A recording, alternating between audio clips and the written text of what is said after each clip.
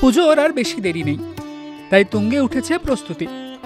পুজোর হাওয়া বইতে শুরু করেছে হুগলির শেওড়াফুলি রাজবাড়িতেও, কারণ তাদের পুজো শুরু কৃষ্ণপক্ষের নবমীতে, অর্থাৎ আগামী 25শে সেপ্টেম্বর থেকে।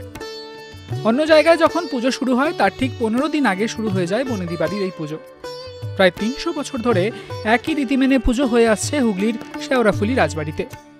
বৈষ্ণব মতে এখানে পুজো করা হয় দেবী দুর্গাকে। পাটুলির রাজত্ব ছেড়ে যখন শেওড়াফুলিতে রাজা মনোহর রায় যে এই রাজত্ব স্থাপন করেন, তারপরেই তিনি সর্বমঙ্গলা দেবীকে পান স্বপ্নাদেশে। আর তার মূর্তি এক অদ্ভুত, অন্যান্য যে মা দুর্গার মূর্তির চেয়ে এক অন্যরকম অষ্টধাতুর মূর্তি। আর সেই মূর্তি কিভাবে এলো আর কিভাবে তার পুজো হয়, সেটাই আমরা জেনে নেব এখানকার যারা সেবায়িত আছেন তাদের কাছ থেকে। কিভাবে এই শেওড়াফুলি রাজের আমল থেকে সর্বমঙ্গলা দেবীর প্রতিষ্ঠা, আর কিভাবেই বা তার এই যে পুজো কিভাবে শুরু, কিভাবে।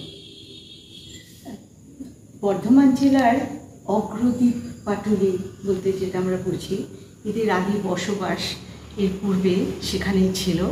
সেখানে দুটি বড় প্রাসাদ ছিল, এবং কিন্তু মানে পরিবারের এটা একটা দুর্ভাগ্যের বিরাট করুণ কাহিনী রয়েছে যে সেই সমস্ত প্রাসাদগুলি একে একে গঙ্গার গর্ভে অনেক সম্পত্তি নিয়ে বিলীন হয়ে যায়।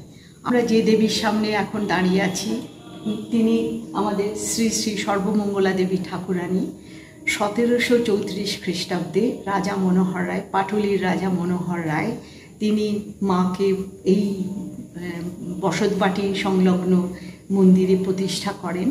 ইতিপূর্বে পাশের ঘরেতেই তার পিতা স্বর্গীয় বাসুদেব রায়, তিনি লক্ষ্মী জনার্দনের সেবা পূজা প্রতিষ্ঠা করেন 300 বছরের ওপর। এখন এবারে আমাদের এবছর 2024 সালে সর্বমঙ্গলা দেবী ঠাকুরানীর 291তম পুজো দুর্গোৎসব হবে।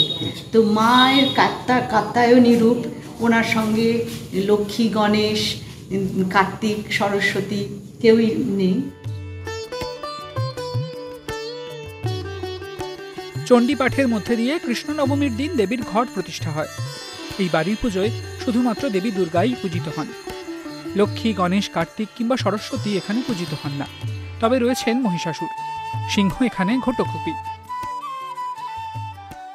একটা মাঘ মাসের রাতে একটা অ্যাটেম্পট হয়েছিল ওনাকে নিয়ে চুলে, হ্যাঁ, কারণ ইতিপূর্বে আমাদের অনেক বিগ্রহ তো চারিদিকে, 4টি বিগ্রহ মানে চুরি হয়েছে বিভিন্ন সময়, কিন্তু মাকে ওরা নড়াতে পারেনি বিশেষ। হ্যাঁ, মা একটু কাত হয়ে গিয়েছিলেন, হাতের ত্রিশূলটা পড়ে গিয়েছিল। তো এইটা আমার এখনো মনে পড়ে সেই দিনটা। ওনার নিত্য সেবা হয়, দুবেলা সেবা হয়, এবং মাকে আমরা রান্না অন্ন ভোগ দিই না। বাড়ির সদস্যরা জানাচ্ছেন একাধিক রীতিনীতি মেনে এই পুজো হয়ে থাকে। দেবী মন্দিরে একটি সিংহাসন রয়েছে, সেখানেই রাখা হয় মূর্তি। রয়েছেন কৃষ্ণ। দুর্গাপুজোর দিনগুলো ছাড়াও এখানে দেবীর নিত্য পুজো হয়ে থাকে।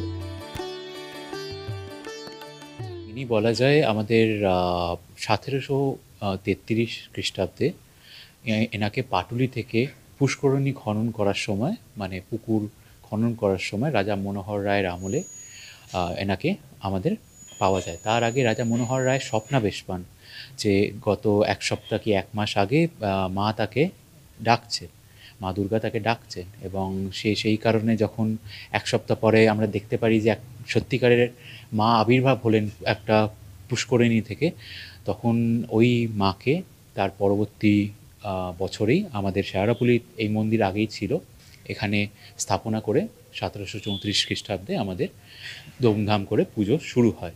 এবং সেই থেকেই বলা যায় শেওড়াফুলির সবথেকে প্রাচীন পুজো, এবং প্রায় আমাদের এবার 300 বছরের কাছাকাছি হতে চলেছে পুজো।